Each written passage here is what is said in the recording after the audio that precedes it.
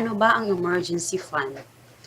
Parati kong nami-mention ito sa aking mga vlog, aking emergency fund. So now, gusto kong i-clear sa inyo kung ano talaga yung emergency fund na pinag-iipunan namin. So, yun yung gusto kong i-ano sa.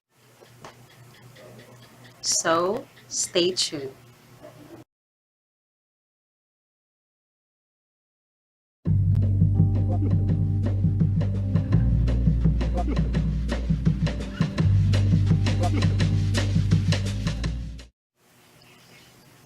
Hi guys, it's Christine and welcome to our family budget.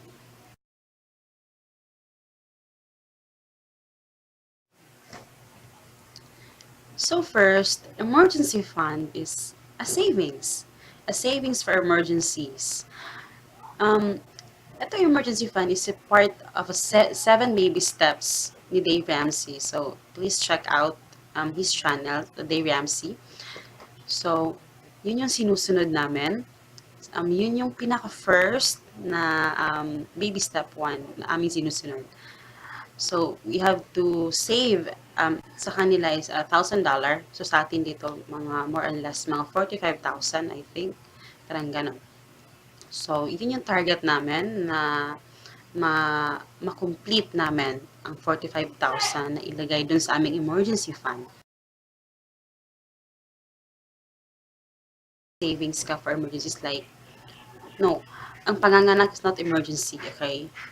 So, hindi mo siya gamitin, hindi mo siya pwedeng gamitin kung gagamitin mo lang siya sa panganganak. Kasi, yung panganganak is an emergency kasi, alam mo naman na darating yun. Yung mga, I mean, yung gusto kong ibig sabihin sa inyo na, alam mo na darating, kahit yung mga medical, kung alam mo naman na darating, like sa panganganak, hindi yung emergency. Emergency, yung mga unexpected na mga emergencies, 'di ba? Like, for example, may nasunugan kayo or what.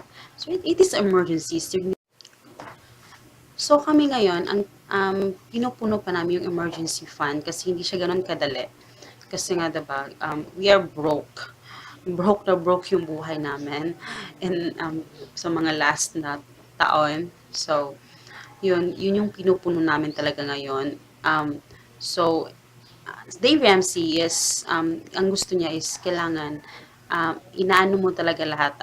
Kailangan tapusin muna yung baby step 1 bago ka pumunta sa baby step 2. But then, sinasabay namin yung dalawa kasi kailangan namin bayaran yung aming utang. So, yung baby step 2 is bayaran mo yung utang using that snowball. So, hindi ko pa siya natakal dito sa vlog ko. But itatakal ko siya soon, okay?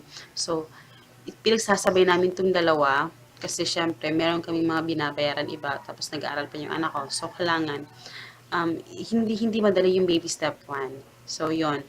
But, I have tip for you guys. Kung meron kayong, kasi kami, nagsisimula pa lang kasi kami dun sa aming buhay na, parang buhay na walang stress.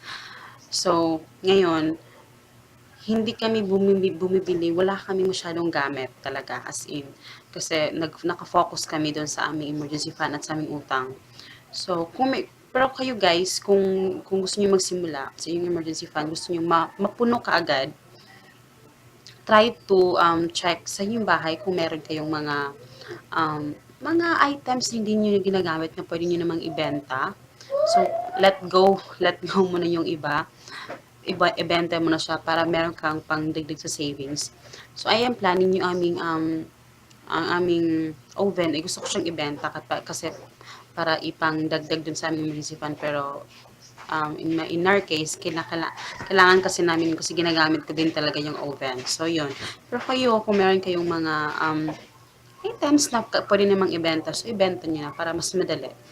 Yun yung advice din ni Dave Ramsey. Kailangan magbenta ka ng kahit ano para lang talaga mapunan yung emergency fund nyo. So, for us, wala kaming ibebenta kasi ginagamit namin lahat. So, hindi pwedeng ma-reach mo tong goal na to kung hindi ka magsasacrifice. Meron ka talaga i-give up like us. I-give up talaga namin yung pagkain-kain sa labas. Well, we do, kumakain kami sa labas, pero meron kaming naka-budget doon. kung walang budget, wala rin kain. So, yun. So, sa bahay lang talaga. Importante talaga na nagluluto tayo sa bahay. Hindi pwedeng kain tayo sa labas. So, malaking gastos yon. So, marami kaming give up talaga. So, ngayon, naka-budget kami lahat para talaga mapunan yun ang aming emergency fund. So, yan.